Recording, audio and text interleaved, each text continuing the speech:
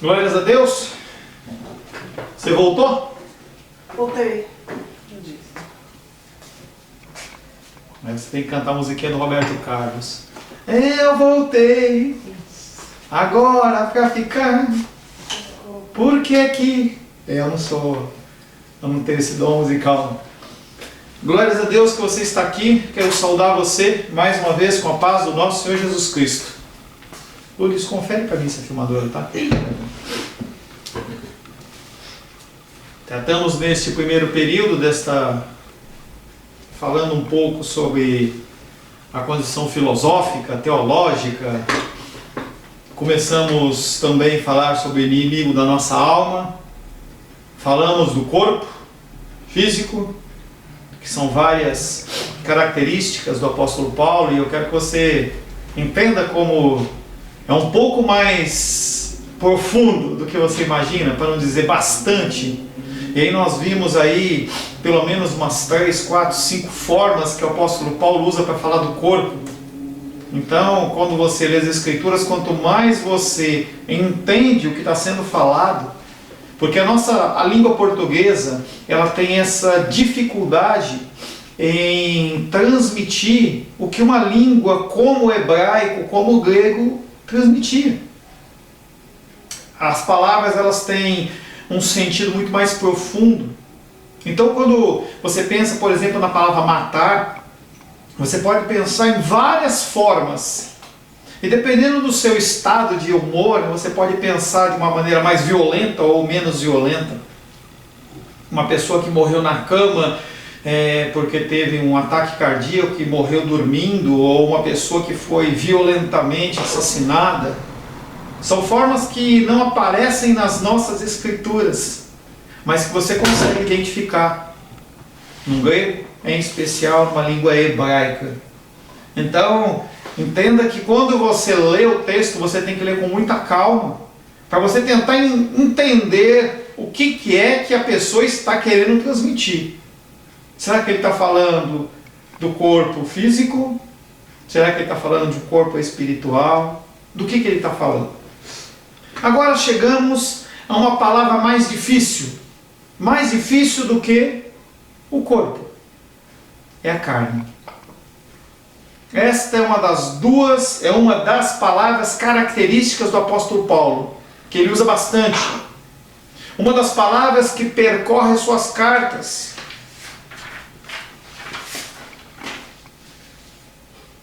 Especialmente as cartas aos Romanos, aos Gálatas e aos Coríntios. Só um parênteses. Algumas pessoas já me pediram os livros que eu me baseei. E se você quiser este material que eu tenho aqui, eu posso disponibilizar para você antes. Tá? Não há problema nenhum. Mas eu não vou disponibilizar para todos, eu vou disponibilizar para quem pedir. Porque o objetivo é abençoar aqueles que querem ser abençoados. Tudo bem? Voltando. O apóstolo Paulo, ele usa esta palavra carne, especialmente em Romanos, Gálatas, que nós já meditamos na escola bíblica dominical, e Coríntios. É uma palavra para a qual não temos uma tradução adequada, conforme eu já disse para você. Uma palavra cujo significado não pode ser definido com nitidez, porque tem muitos significados. Entenda que a palavra, ela não tem sentido nenhum. Palavra, para ter sentido, ela tem que estar dentro de um contexto. Então, eu posso falar a palavra matar, e você fala assim, nossa, você pensa em violência, mas não, eu posso estar falando, por exemplo, em matar de saudade. A palavra depende do contexto que ela está, para ela ter o peso dela. Não temos uma tradução adequada, uma palavra cujo significado não pode ser definido com nitidez e simplicidade, cujo sentido devemos buscar tateando. Mas mesmo assim, uma palavra que representa certos fatos na situação humana. Por que tateando? Tateando no sentido de com cuidado. Então, é uma prática minha. Eu acordo no domingo pela manhã por volta das 5 horas da manhã eu acordo, eu vou fazer a minha revisão da palavra, da dominical. Vou orar para que eu possa me usar como instrumento de sabedoria, que a minha carne seja mortificada. para que você possa despertar, não fique atentado para ficar na cama ou fazer qualquer outra coisa, para que ele tire seu sono. E aí você desperta, você fala assim, por que eu estou acordando? Não é para você fazer xixi nem para ir para a cozinha, é para você vir para a dominical. E eu peço que Deus traga o espírito de entendimento sobre a sua vida e sobre a minha vida. Porque nossa carne precisa deste contexto, dessa condição. Por isso que quando eu acordo 5 horas da manhã e está escuro ainda, eu ligo a lanterna e eu vou andando devagarzinho, porque se eu andar rápido eu tropeço e caio. Esse é o sentido de tatear. Essa palavra representa certos fatos na situação humana que fazem parte da experiência básica de todos os homens. Procuremos, portanto, penetrar nesse seu significado. Podemos começar com 2 fatos fundamentais a respeito da carne. Da carne. Depende do estado que você nasceu. Você fala carne ou você fala carne. Tá? Não importa. Primeiro que o apóstolo Paulo deixa entender, que ele nos ensina, é que a carne é a inimiga mortal da alma. E aí você já entendeu que eu não estou falando, eu estou falando da carne no sentido do desejo do seu coração. O conflito na alma é exatamente na carne. Para usar a tradução comum da palavra, o espírito, estes, diz Paulo, são opostos entre si, Gálatas 5,17, nós já lemos, estes, o que? A carne, ela é oposta junto do espírito. Qualquer que seja outra verdade a esse respeito, essas duas são as forças opostas dentro da existência humana. Todo ser humano, salvo, tem o espírito regenerado, que luta contra a carne pecaminosa. Por isso que deixa a vida me levar, a vida leva eu, é uma receita para a destruição. Você olha para o contexto da sua vida e você fala, eu tenho direito a. Quando você começa a frase com o pronome pessoal do caso reto, eu, é fórmula para problema. É fórmula para problema. Analisa o seu discurso. Você vai ver como você coloca o eu na história. E isso é influência lá do passado, em especial do iluminismo. Não é algo que eu vou estudar, não vamos tratar aqui. Mas se você procurar na internet a respeito do iluminismo, apenas um breve parênteses, nós tínhamos uma época em que a igreja dominava com mão de ferro, de uma maneira muito grosseira, muito abusiva, que não tem nada a ver com as escrituras. E as pessoas elas começam a se levantar contra este abuso, e as pessoas elas falam assim, agora nós vamos começar a pensar, como se o conceito de você ter a sua mente transformada não tivesse séculos e milênios já explicado nas escrituras, que nós temos que ser transformados na nossa mente, que é o nosso coração. Mas esse povo, me foge o século certo, mas século XV, XVI, XVII, alguma coisa desse tipo, eles falam assim, agora nós pensamos, nós somos iluminados, e por sermos iluminados, essa é a época das luzes, simbolizando que todo o tempo em que as pessoas elas eram dirigidas pelas escrituras, e esse é o erro, eles não eram dirigidos pelas escrituras, mas pela igreja, eles padeciam. Então há uma divisão aí. Primeira, carne é a inimiga mortal da alma. Segunda, carne é muito mais do que o seu corpo físico. No pensamento de Paulo, os pecados da carne incluem muito mais do que os pecados carnais que têm a ver com o corpo.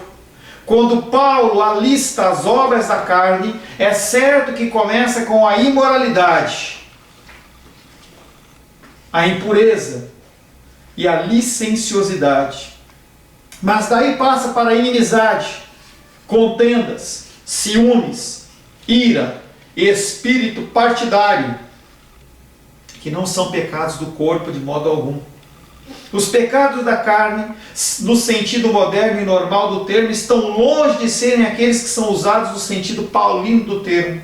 Na realidade, é verdade dizer que nem sequer são os pecados principais e mais sérios da carne. Terceiro, Paulo usa o termo para apresentar a condição física do corpo.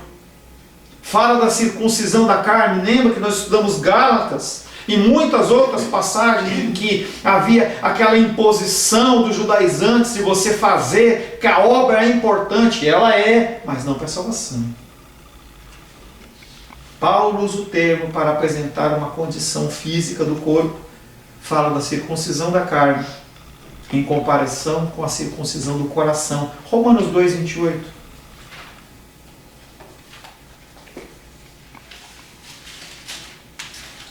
Romanos capítulo 2, verso 28.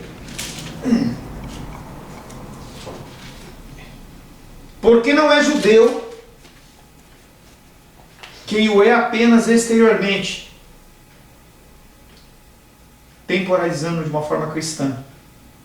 Porém, cristão é aquele que não é, que o é interiormente. E circuncisão, peraí que eu baguncei tudo. Eu comecei a ler o versículo 29, desculpa. Porque não é judeu quem o é apenas exteriormente. Porque não é cristão aquele que o é exteriormente, vestimenta, roupa. Eu estou fazendo a transposição do verso de Romanos 2, 28, da linguagem para os judeus que ele falava para o meu tempo, para o seu tempo aqui. Porque não é judeu, não é cristão, quem o é apenas exteriormente. Nem é circuncisão o que é somente na carne. 29. Porém judeu, porém cristão, é aquele que o é interiormente. E circuncisão que é do coração. O apóstolo Paulo está falando que você tem que sim ter uma vida exterior segundo princípios cristãos. Mas mais importante que isso, o que te marca, o que marca as pessoas que estão à sua volta, que você é cristão, é muito mais do que o seu exterior, mas o seu interior. E o interior não é algo escondido, é algo expressado através de atitudes, através do falar. Uma das grandes discussões que a gente vê na internet é: o presidente, ele pode falar palavrão? Alguns dizem que sim, outros dizem que não. Será que você ter um linguajar que as escrituras não apoiam vai atrair pessoas ou afastar pessoas que querem se chegar ao Senhor? Então entenda que o exterior ele existe, ele é importante. As pessoas elas olham para você primeiramente exteriormente para depois ver o teu interior. É assim que é o ser humano. Mas o mais importante é o seu interior. É você ter palavras mansas, ter palavras doces, palavras sábias, utilizar os seus recursos com sabedoria, ajudar as pessoas.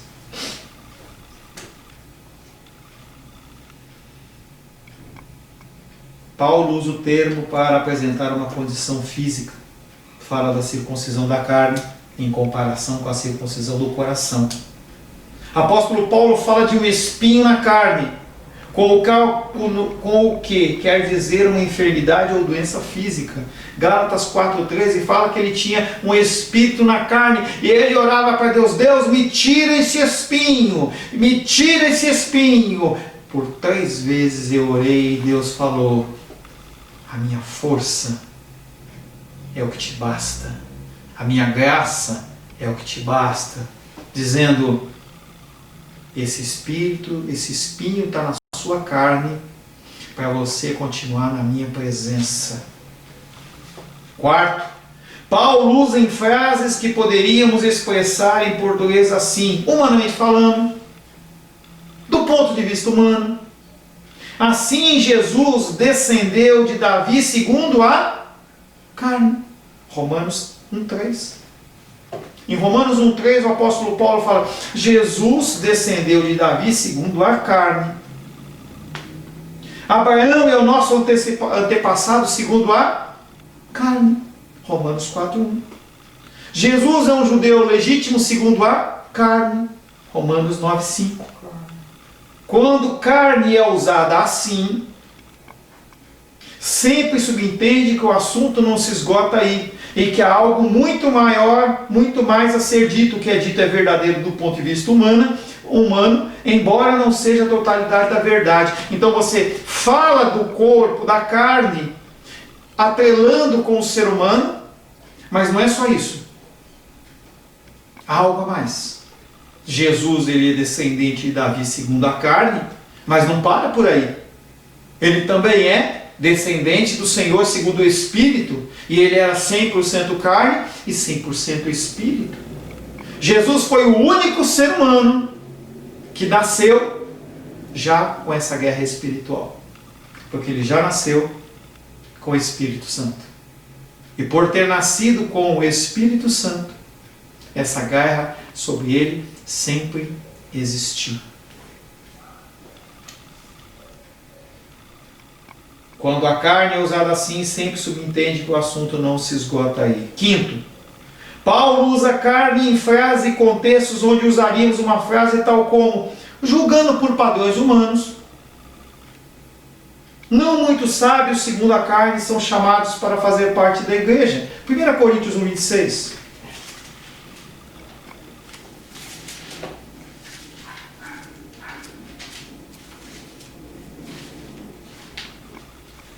1 Coríntios, capítulo 1, verso 26. Irmãos, reparais, pois, na vossa vocação, visto que não foram chamados muitos sábios segundo a carne, nem muitos poderosos, nem muitos de nobre nascimento. Mais uma vez o apóstolo Paulo dá um novo sentido à palavra carne. Abraão, não, vocês já lemos.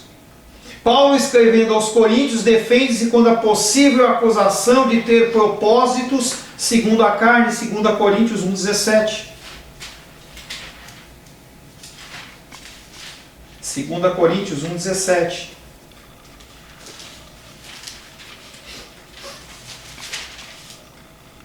Ora, determinando isto, terei porventura agido com leviandade?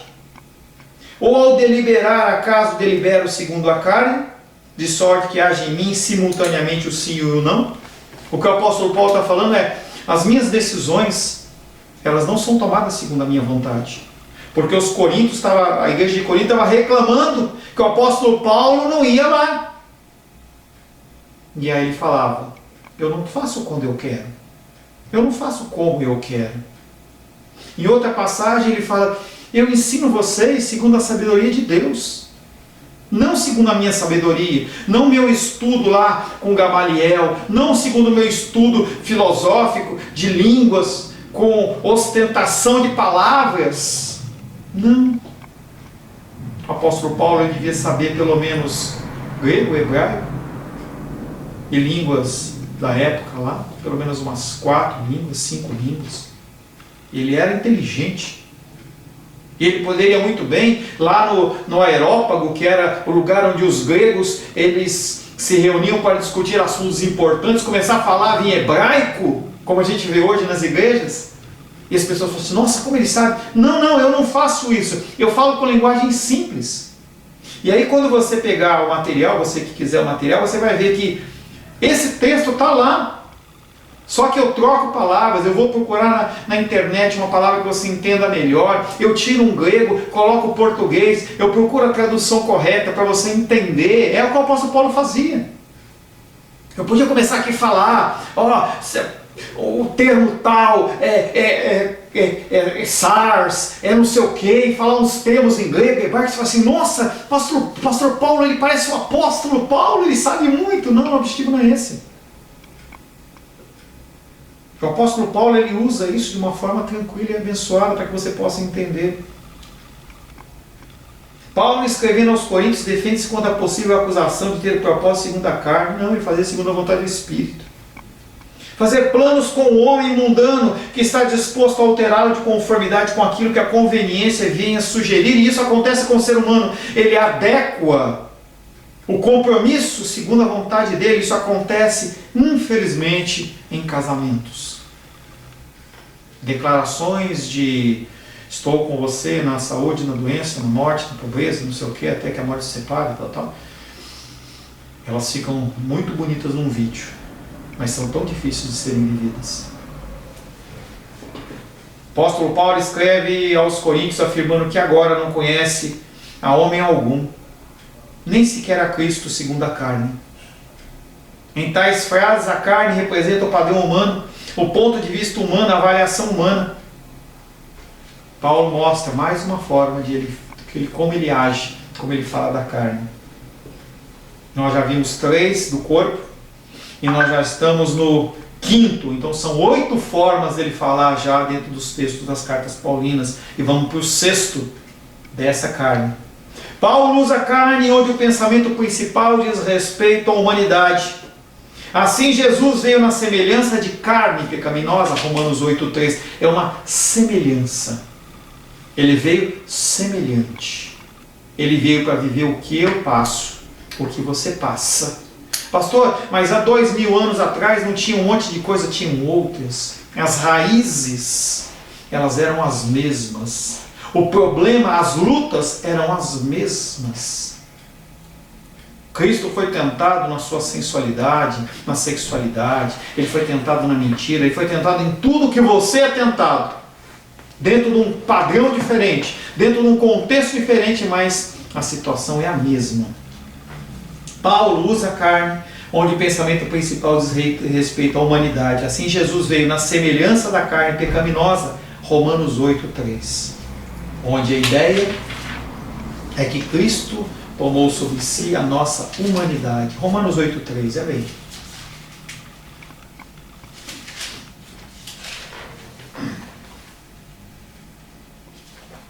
Romanos 8,1. Agora, pois, já nenhuma condenação há. Agora, pois, já nenhuma condenação há para os que estão em Cristo Jesus. Não há condenação para você.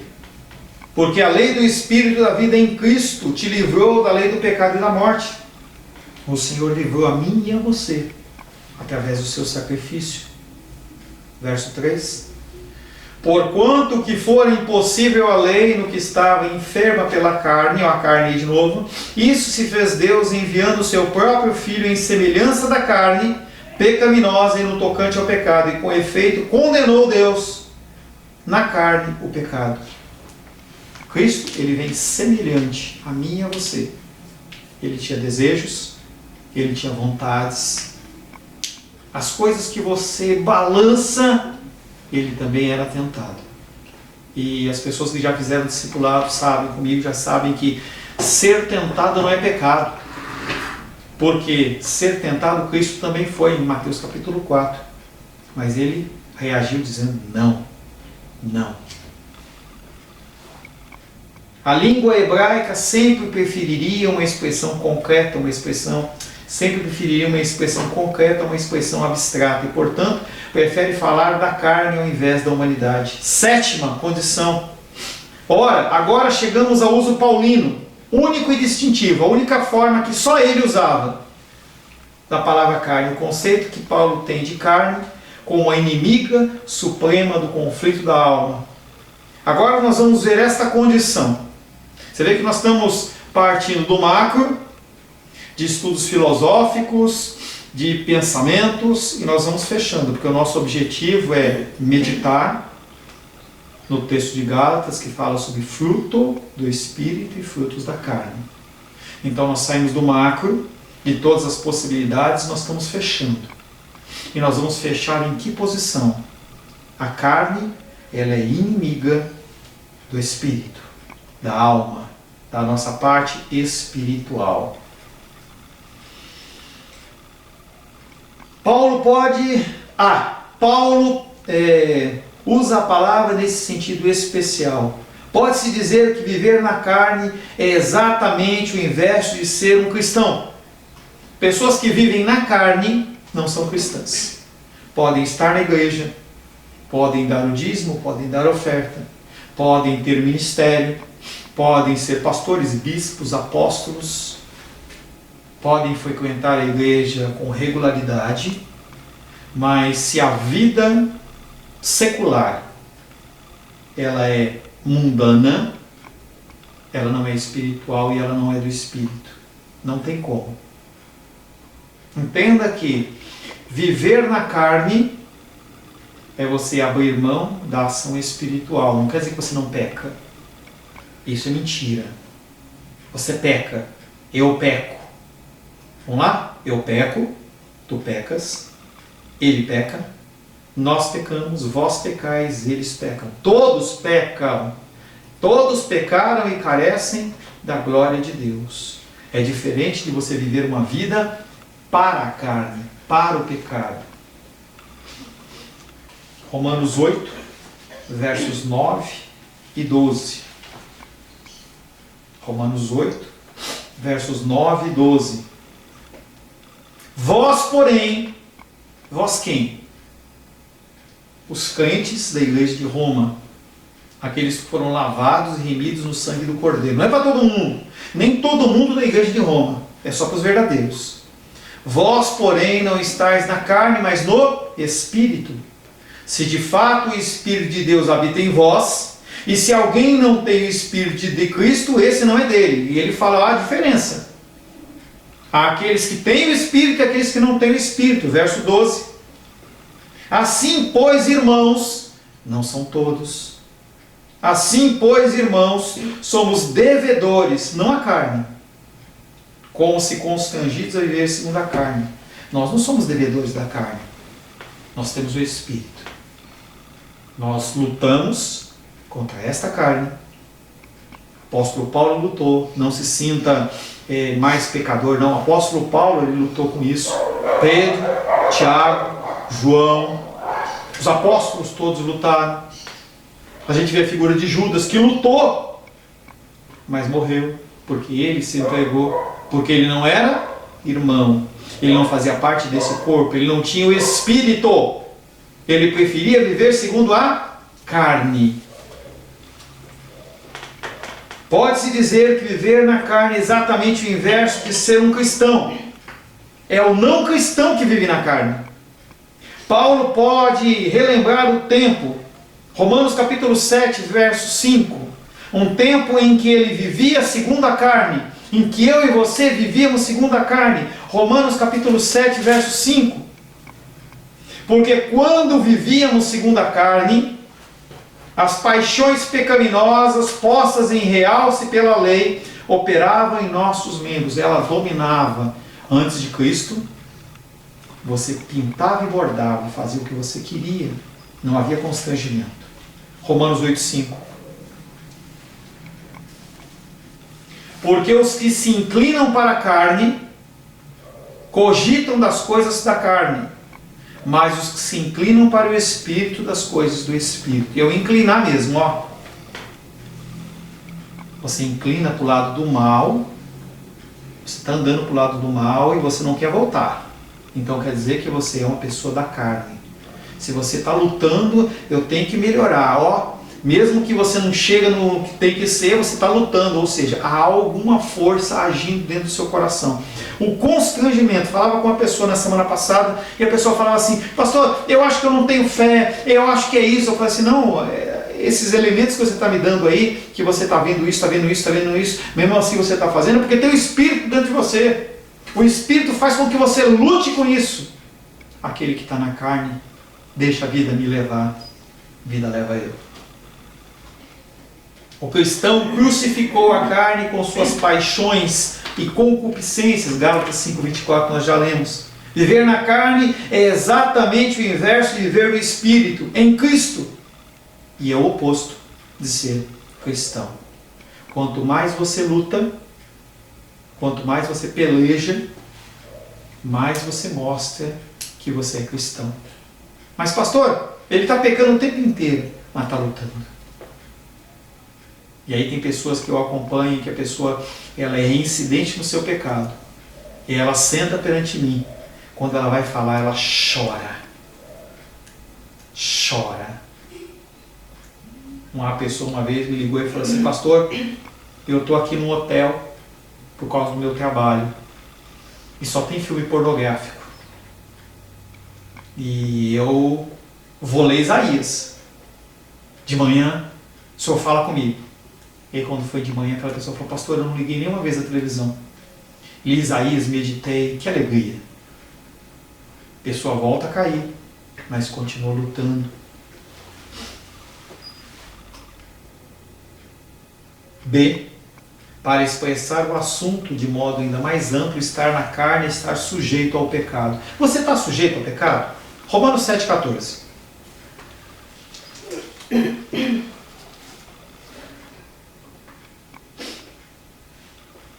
Romanos 7,14, porque bem sabemos que a lei é espiritual.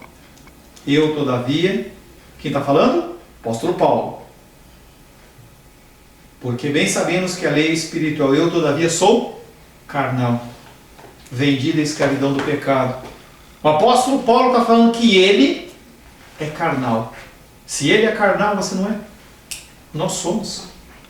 É aquela luta que eu te falei. O corpo ele é alimentado o tempo inteiro. Se você só tem contato com as escrituras no domingo pela manhã ou domingo à noite, você acha que o seu corpo foi alimentado durante a semana ou o seu espírito? Quem está mais forte? E aí você passa a semana inteira vivendo o secular, vendo porcaria na televisão, na internet, tendo contato com o mundo de todas as formas. Aí você chega no domingo e você quer entender as escrituras. A pessoa no domingo, ela passa vendo Faustão, vendo Caldeirão do Hulk, vendo os programas aí.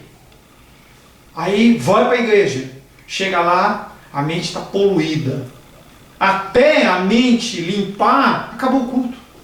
E aí ela entra num ciclo novamente, vai para uma semana, poxa, a palavra não falou comigo. É lógico que ela não falou com você.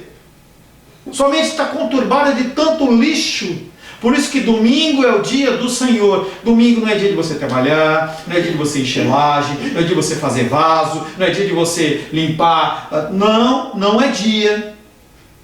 O dia do domingo é o dia do Senhor. Exceções existem, mas exceção não é regra. Domingo é para você acordar cedo, ir para a escola bíblica dominical, ser alimentado, passar o dia meditando nisso, ter um tempo tranquilo.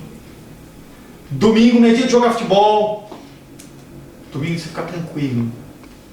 E aí você vai à noite para o culto, a sua mente está preparada. Você recebe o alimento. E aí você tem toda a semana para você trabalhar. Por que nós temos um culto só? Por que não tem todo dia? Porque você precisa de tempo para maturar a palavra na sua vida. A carne, terceiro, a carne é a grande inimiga da vida virtuosa e da vida cristã. É ela que fala assim, não tem nada a ver. Todo mundo faz. Amanhã eu conserto. Depois eu converso com o pastor, está tudo bem. É esta carne que torna a lei fraca e enferma. Romanos 8,3 fala que a lei ela é fraca e enferma porque você tende a adaptar essa lei à sua vontade, ao seu desejo. Trabalhei tanto ontem à noite, trabalhei tanto ontem durante o dia, estou tão cansado, eu vou dormir. Vou descansar. Depois eu vejo o vídeo, o pastor Paulo está gravando no Facebook, está gravando, está lá no site da igreja. Durante a semana, se eu não ver no domingo, eu vejo. Se adequa o seu corpo. A lei é seu corpo. A carne é a grande inimiga da vida virtuosa e da vida cristã. É essa carne que torna a lei fraca e enferma. Isso quer dizer que a carne é responsável pela situação humana sempre repetida, em que o homem sabe com perfeita clareza o que deve fazer. Você sabe o que você tem que fazer, mas você não faz. Na carne não habita nada de bom. Pastor, mas meu coração ele é bom. É tão engraçado que depois que você começa a ter contato com as coisas espirituais, as pessoas quando falam assim, ai, fulano é tão bom, você fala assim, bom? Bom o quê? Por que a pessoa é boa? É nada. Ai, pastor, isso é muito radicalismo da sua parte. Romanos 7,18.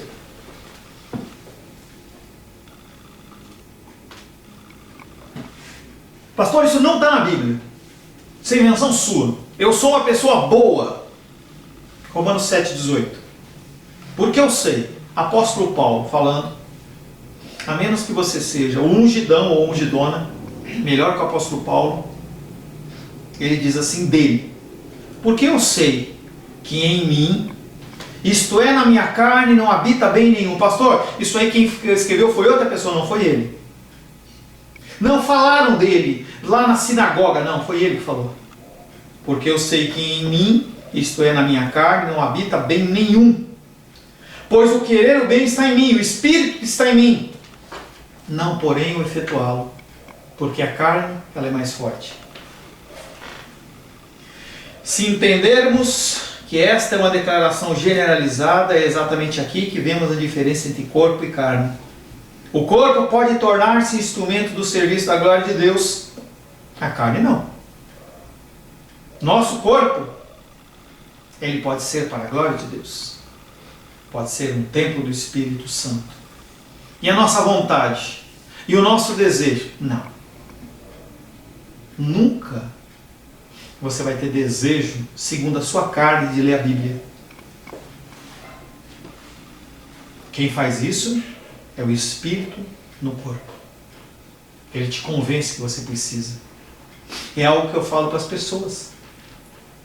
Tu fala assim, você não quer? Não tem problema. Eu continuo aqui à sua disposição.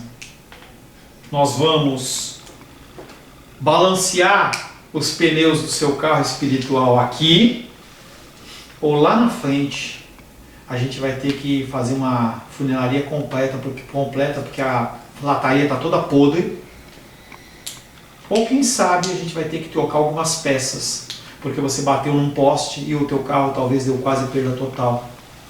São situações reais. Quanto mais tempo você demora sem lidar com a sua condição da sua carne, mais é difícil de você retornar e você restaurar. Mas eu estou aí para te ajudar. Não tem problema não. Não estou aí, não tem problema nenhum. Nós estamos em tempo de pandemia, algumas pessoas, pastor, vamos fazer, me alegra isso, vamos fazer um discipulado, vamos fazer um apanhado, aí vamos dar uma reciclada, vamos? Marca o dia, marca a hora, você sabe que comigo não tem esse problema não. Você fica envergonhado, eu não. Quando você quer, a gente vai e faz.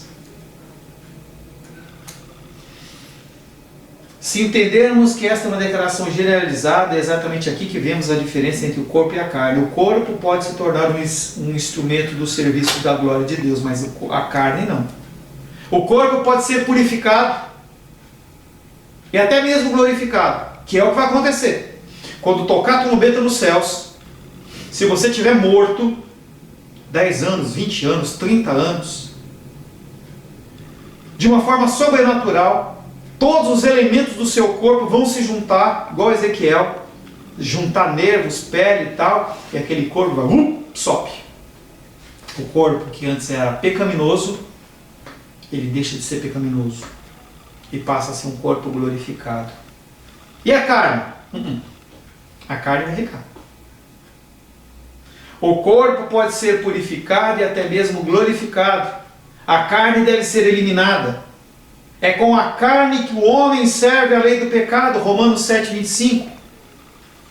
Graças a Deus, Romanos 7,25.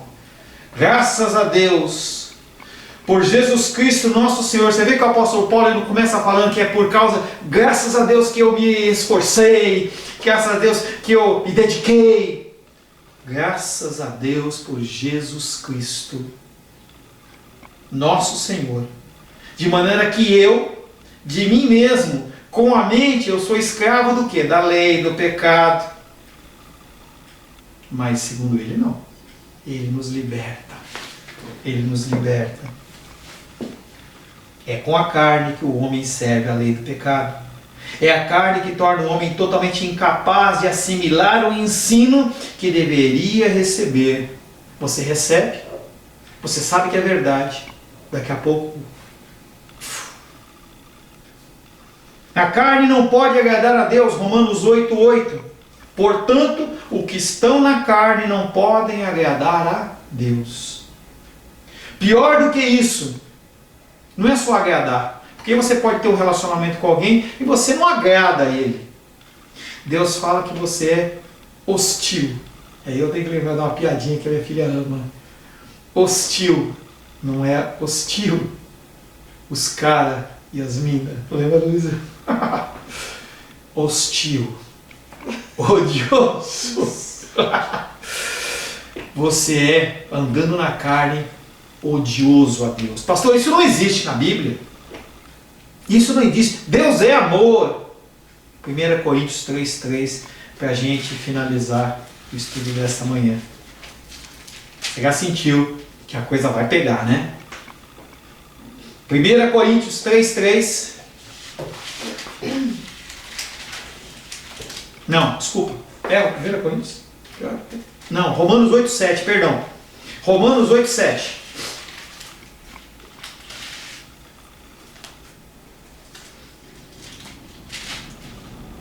Romanos 8:7 diz: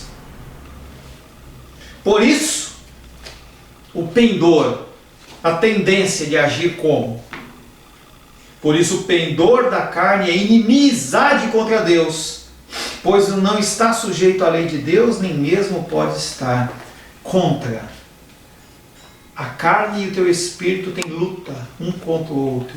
Quando você anda segundo a carne, Deus ele é contra você. E o último versículo que eu queria ler, 1 Coríntios 3:3, para a gente finalizar.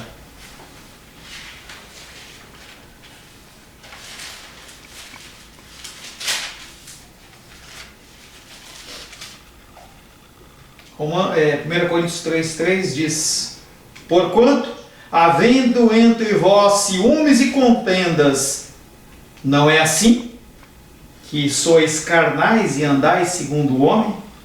Ele está falando da contenda e do ciúme, da discussão. Quando você age desta forma, você está mostrando que quem domina é a sua carne. O que é então a carne? Semana que vem, se Deus assim o permitir. Já passei 3 minutos. Se Deus assim o permitir, nós estaremos retomando esta introdução do estudo do espírito da carne, do fruto da carne, dos frutos da carne e do fruto do espírito. Senhor, em nome de Jesus, louvamos, adoramos e bendizemos por este primeiro estudo, primeira parte desse estudo que nós fizemos. Peço ao Senhor, Pai querido, que o Senhor possa completar, que o Senhor possa corrigir tudo que provenha de minha falha. Peço que o Senhor possa abençoar os meus irmãos e as minhas irmãs. Oro em nome de Jesus. Amém.